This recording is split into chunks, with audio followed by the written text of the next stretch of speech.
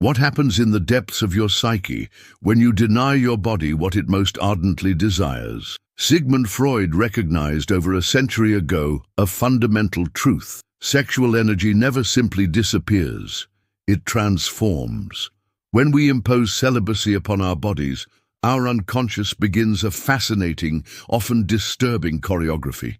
It finds ways to make itself heard that we cannot control and often don't even notice. Today, you will discover how your subconscious reacts when you deny it the most direct expression of your life force. You will understand why dreams become more intense, why certain physical symptoms occur, and why your creativity or behavior changes in unexpected ways. Freud taught us that nothing in the human psyche vanishes, it only transforms.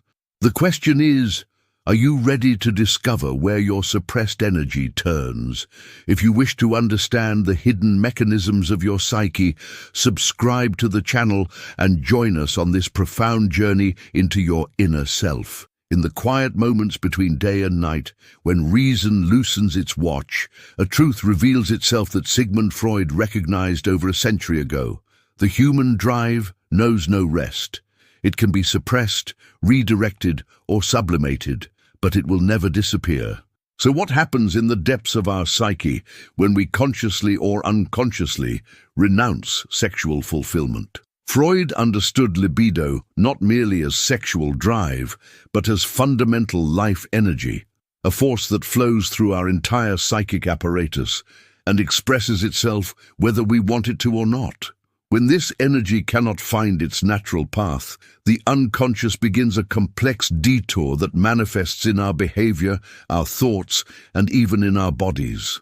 Imagine a person consciously chooses celibacy, perhaps for religious reasons, from disappointment in past relationships, or from the desire to gain control over their life. Superficially, this might appear as an act of will, but what Freud taught us is revolutionary. The unconscious never accepts such conscious decisions without resistance. The suppressed sexual energy seeks new channels. It can manifest in excessive ambition, compulsive orderliness, or sudden passion for art or music. Have you ever observed how people who renounce intimacy often develop particularly intense, sometimes even obsessive hobbies? This is no coincidence. It is the psyche searching for an outlet. Freud called this process the fate of drives. The drive has various destinies. It can be suppressed, leading to neurotic symptoms, or it can be sublimated, leading to creative and cultural achievements. But between suppression and sublimation lies a narrow ridge that many people unconsciously cross. The danger lies in self-deception. Those who believe they become masters of their drives through abstinence often overlook that they have merely changed their form of expression. The energy continues to flow, just in other directions. It can manifest as irritability, social isolation, or excessive criticism of others' sexuality. Particularly fascinating is Freud's observation that the unconscious knows neither time nor logic. For our subconscious, a suppressed wish is always present and always pressing. The stronger we consciously reject it, the more creative the unconscious becomes in its attempts to give it expression nonetheless. This explains why people in phases of abstinence often report particularly vivid, sometimes disturbing dreams. The unconscious uses sleep as a stage for what is forbidden in waking life. It also explains why some, in ascetic phases, suddenly feel drawn to spiritual or philosophical flights. The soul seeks a worthier expression for its suppressed passion. Freud warned against the illusion of complete control over our drives. Those who believe they become free through renunciation might instead fall into subtler forms of dependency, dependent on control itself, on moral superiority, or on the substitute satisfactions that the unconscious provides. The unconscious is a master of transformation. When sexual energy cannot find its direct expression, one of the most fascinating transformations of the human psyche begins: sublimation. Freud recognized in this process not only a defense mechanism, but the foundation for humanity's highest cultural achievements. Imagine an artist who dedicates himself to his art in complete asceticism for years.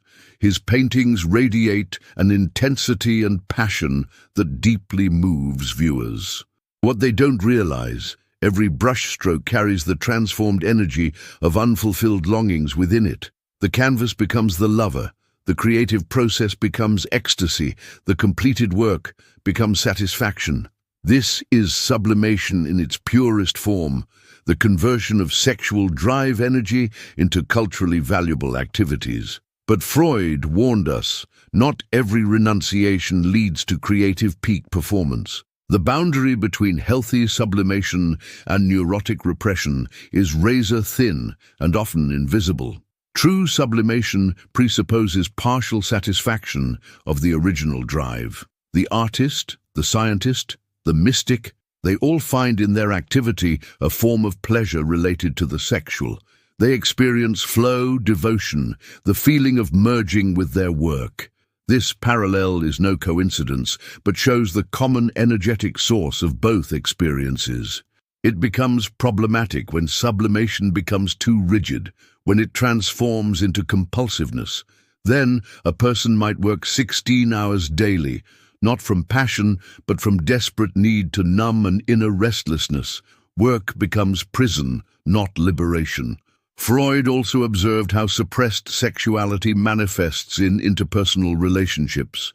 People who renounce physical intimacy often develop particularly intense emotional bonds. They seek in friendships, spiritual communities, or social movements that closeness and connection that physical love denies them. These emotional substitute bonds can be extraordinarily enriching or dangerously intense. Think of the spiritual teacher who loves his students with devotion that borders on the erotic without ever crossing the physical boundary. Or the social worker who becomes so completely absorbed in her client's fate that she loses her own boundaries. The fascinating thing about sublimation is its unpredictability. A person who consciously renounces sexuality might suddenly develop a passion for gardening. Sowing, planting, and nurturing becomes a metaphor for fertility and creation. Or someone discovers the culinary arts, the sensual experience of ingredients, the mixing and transforming, the nourishing of others.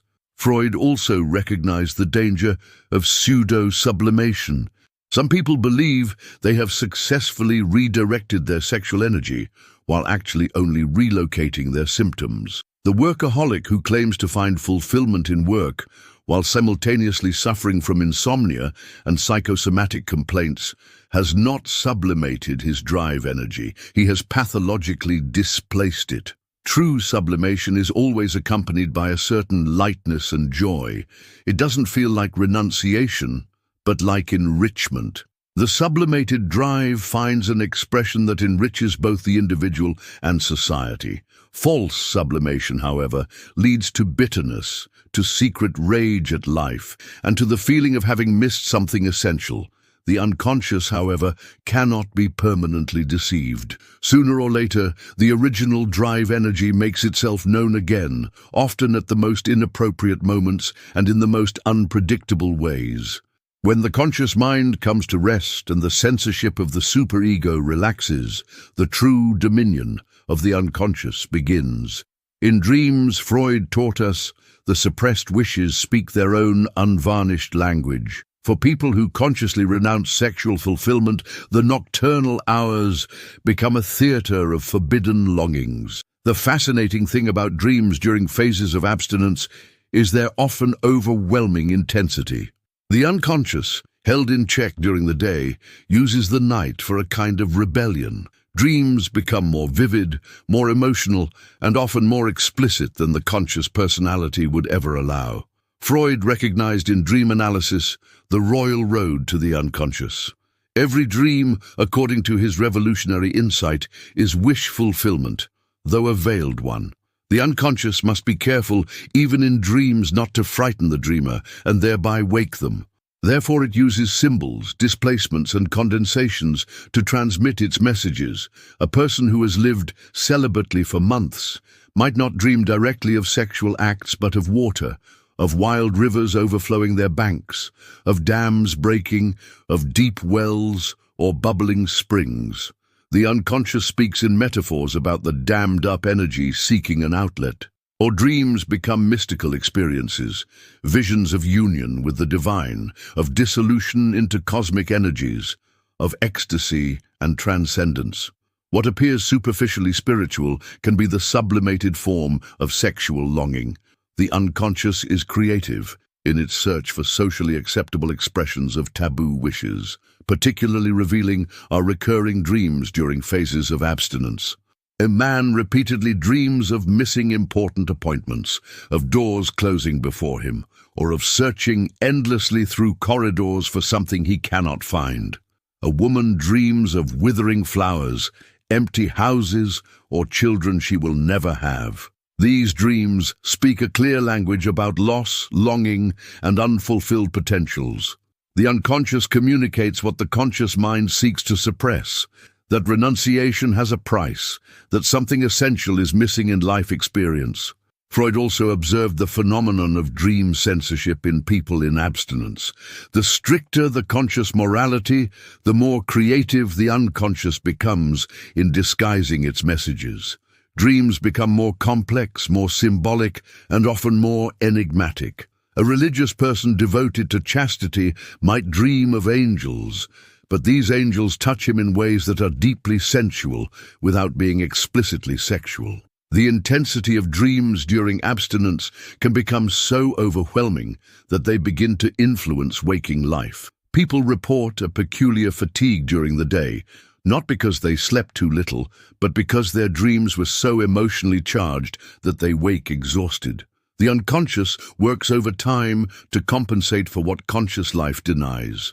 Sometimes dreams become a place of rebellion against self-imposed restrictions. People who live strictly celibate during the day experience in their dreams a sexual freedom they would never consciously allow themselves. They wake with guilt feelings, as if they had actually crossed a moral boundary, though it was only a dream. Freud warned against the danger of ignoring dream messages. Dreams are not just nightly entertainment, but important communication between conscious and unconscious parts of the personality. Those who systematically suppress or ignore their dreams during phases of abstinence risk that the suppressed energy finds other, possibly more problematic ways. Night thus becomes a mirror of the soul, revealing what daylight may not see. In dreams, the truth about our deepest longings reveals itself, uncensored and unvarnished. The body never lies. This fundamental truth Freud recognized in his work with hysteria patients whose physical symptoms had no organic cause, but were expressions of suppressed psychological conflicts. In people who consciously renounce sexual fulfillment, the body becomes an incorruptible chronicler of repressed needs. Imagine a woman has lived in self-chosen abstinence for 2 years. Outwardly, she appears calm, controlled, spiritual, but her body tells another story. Chronic headaches plague her, her shoulders are permanently tense, and she suffers from sleep disorders. What her conscious self interprets as spiritual purification, her body experiences as stress and deprivation. Freud taught us that suppressed sexual energy doesn't simply disappear, it converts. When psychic energy finds no direct expression, it often manifests as physical tension. The organism that renounces pleasurable relaxation remains trapped in a state of chronic tension. Symptoms can be varied. Migraines as expression of inner conflict, back pain as burden of self-denial, digestive problems as inability to digest the reality of one's own needs. Every organ can become the voice of the unconscious when the psyche finds no other outlet. Particularly fascinating is the observation that people in abstinence often develop heightened sensitivity to physical sensations. The body, denied a fundamental experience, reacts hypersensitively to other stimuli. A light touch can feel overwhelming. Smells are perceived more intensely, and skin seems to hunger for contact. This hypersensitivity is no coincidence. The nervous system, normally regulated through sexual activity, seeks alternative ways of relaxation and stimulation. Some people in phases of abstinence suddenly develop a passion for massages, hot baths, or other forms of physical soothing. Without recognizing, they unconsciously seek substitute for denied intimacy. Freud also observed how suppressed sexuality manifests in body posture. People who deny their sexual nature often develop rigid, controlled posture. Shoulders are raised, gait becomes stiff, breathing becomes shallow. The body shapes itself according to the image of psychological suppression. Others react with the opposite, exaggerated physical expressiveness. They gesticulate excessively, speak too loudly, or move nervously. The body tries to compensate for blocked sexual energy through increased activity. It's as if the unconscious tries to express through other bodily functions what is sexually suppressed. It becomes particularly problematic when people begin to ignore or even fight their physical signals. Instead of understanding the message their body sends them, they interpret symptoms as another challenge to overcome. Headaches are numbed with pills, insomnia fought with medication, tensions trained away. But Freud knew symptoms are compromise formations.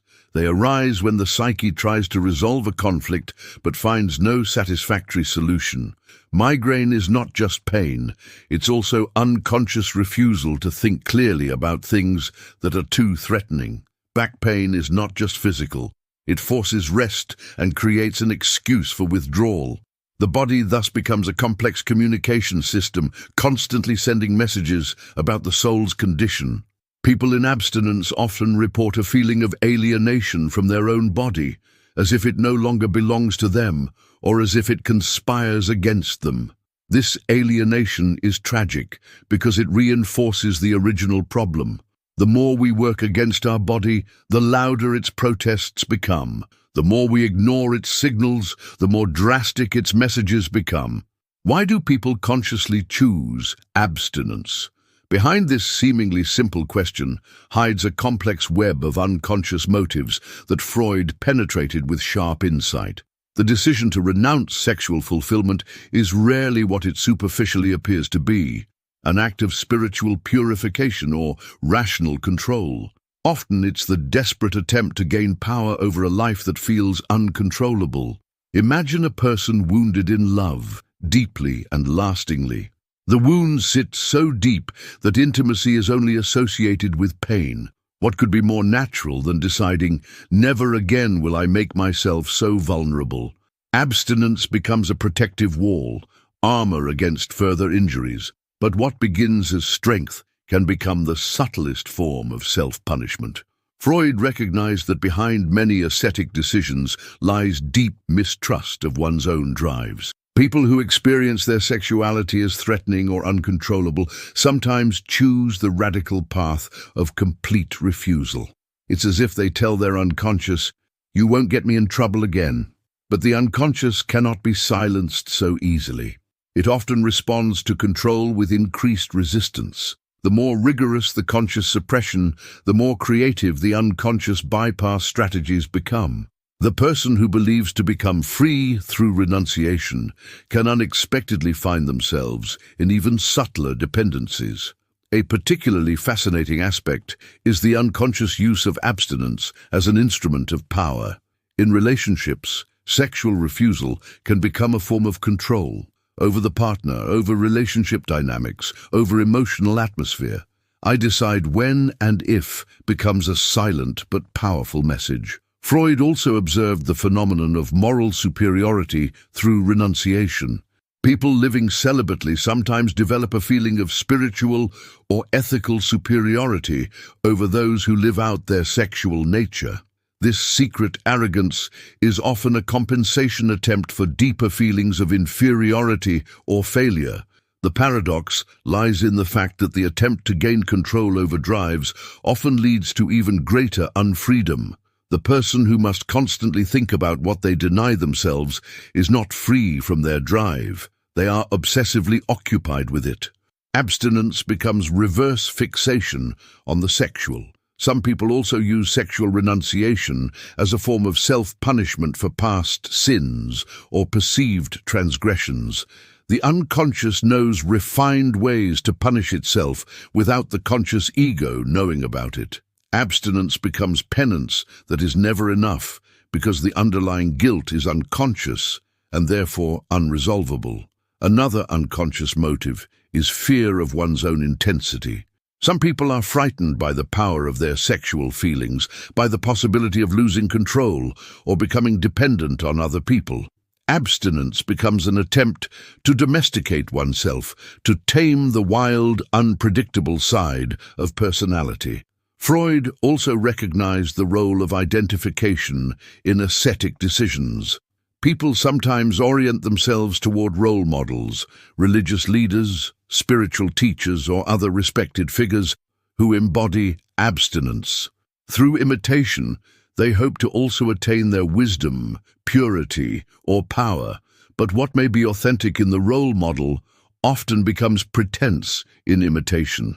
The true tragedy lies in the fact that through extreme renunciation, people often lose what they actually seek, genuine connection to themselves and others. Those who deny their sexual nature deny a fundamental aspect of their vitality. The consequence is often not spiritual elevation, but subtle lifelessness, disconnection from one's own vitality. The unconscious sometimes reacts to such self-denial with a kind of inner revolution.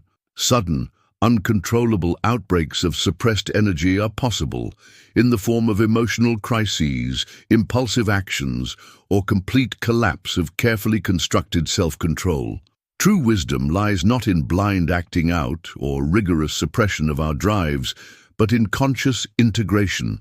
Freud showed us a third way between uninhibited drive satisfaction and ascetic self-denial, the path of knowledge and conscious choice. Authentic self-knowledge begins with honest acknowledgement of what lives within us. This doesn't mean following every impulse, but recognizing the existence and power of our sexual nature without being overwhelmed by it or cut off from it. It's the art of entering dialogue with one's own drives instead of fighting them or blindly obeying them.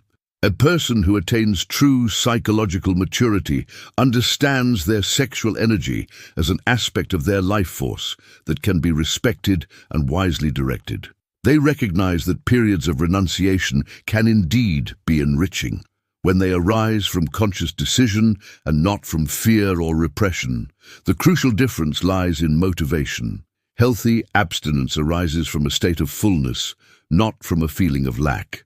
A person who temporarily renounces sexual activity because they want to dedicate themselves completely to creative work stands in a different relationship to their renunciation than someone fleeing from fear of intimacy. Freud taught us that true health lies in the ability to consciously choose between different drive destinies. Sometimes direct satisfaction is appropriate, sometimes sublimation into creative work, sometimes conscious postponement for higher goals. The art lies in making this choice from a state of self-knowledge, not from unconscious compulsions. An important step toward integration is reconciliation with one's own body. People who have healthily integrated their sexual nature develop a loving, respectful relationship with their body. They listen to its signals without being tyrannized by them. They understand physical needs as natural aspects of their humanity, not as weaknesses or threats. Integration of sexual energy also requires developing the capacity for intimacy, not just physical, but especially emotional intimacy. Many people fear less sexuality itself than the vulnerability that genuine closeness brings. Healing often lies in learning to love with open hearts without losing one's own integrity. Freud recognized that mature sexuality always also has a spiritual dimension. In union with a beloved person, a transcendent experience can occur, a feeling of dissolution of ego boundaries, connection with something greater. This experience is not the opposite of spirituality, but one of its most authentic forms. For people who have lived through phases of abstinence, the return to sexual activity is often a process of rediscovery. Like a musician who hasn't played for a long time, they must relearn their capacity for intimacy. This requires patience, self-compassion, and often therapeutic support. The deepest healing occurs when people understand that their sexual energy is a gift, not a burden. It is expression of their vitality, their capacity for connection, their creative power. Those who condemn or suppress this energy rob themselves of an essential source of joy, creativity, and connection. True freedom arises not through suppression of our nature, but through conscious, responsible, and loving handling of all aspects of our humanity. The unconscious becomes an ally when we stop viewing it as an enemy and begin understanding its messages as important information about our deepest needs. The path to integration is a lifelong process.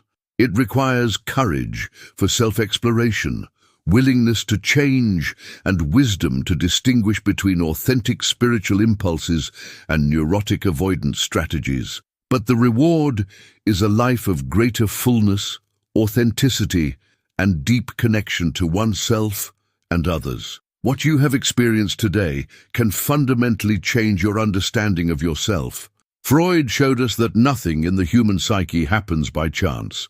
Every decision, every renunciation, every longing carries deeper meaning within it. If you have recognized how your unconscious works when the body is silent, then you hold a key to greater self-knowledge in your hands. The truth about abstinence is paradoxical.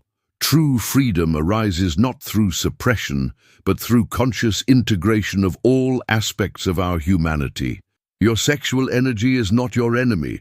It is the source of your vitality, creativity, and capacity for connection. What hidden truth within you could change your life if you finally acknowledged it? Let us know from which country you follow us. Write it in the comments. Your perspectives from different cultures enrich our discussion about the universal truths of human psyche. If these insights have touched you, give the video a thumbs up and subscribe to our channel for more deep insights into the secrets of the human soul. Thank you for your openness and courage to face these sometimes uncomfortable but so important truths. In a world full of superficiality, people like you who are ready to go deeper are true treasures.